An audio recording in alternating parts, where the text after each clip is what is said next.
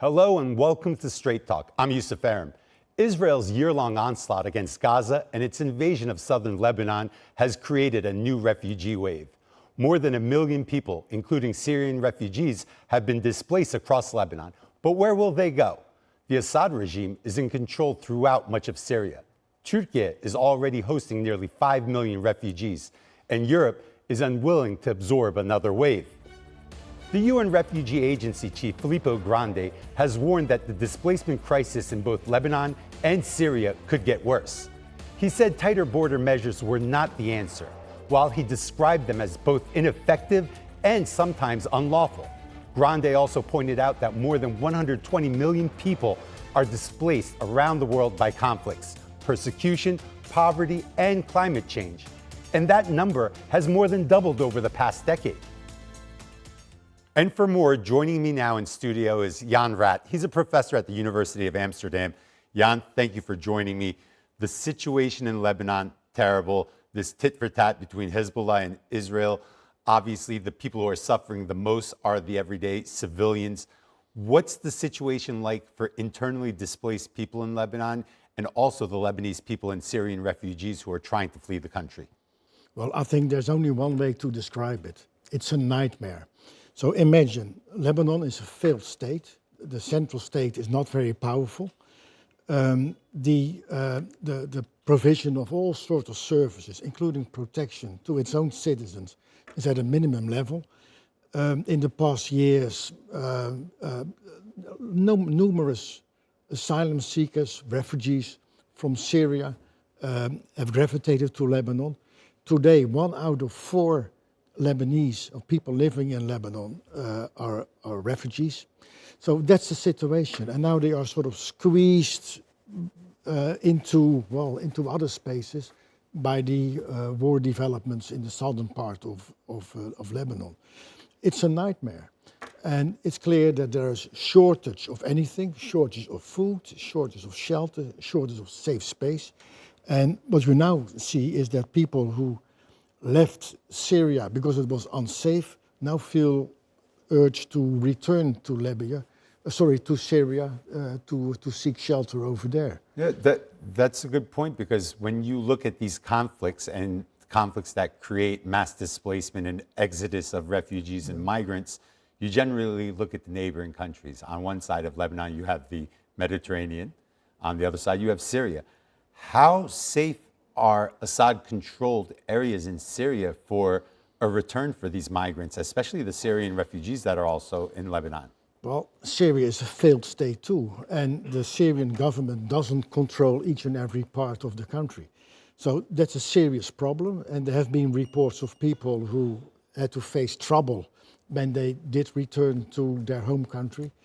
Apart from that, returning home, what are we talking about? I mean, a lot of houses and apartments have been completely destroyed.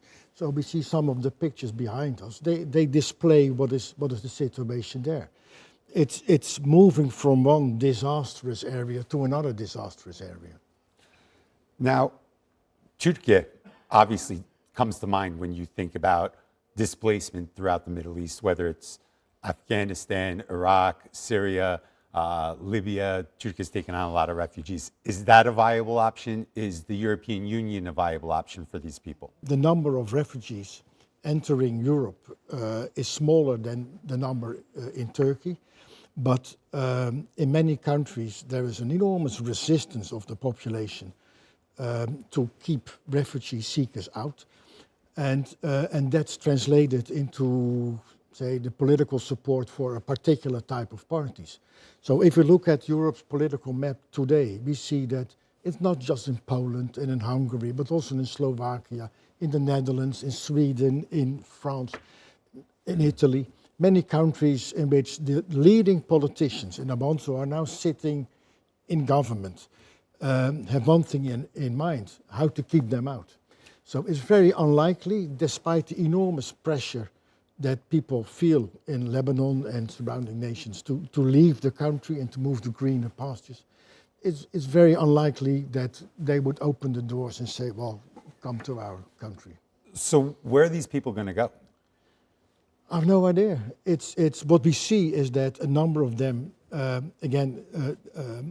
you said, moved to Syria.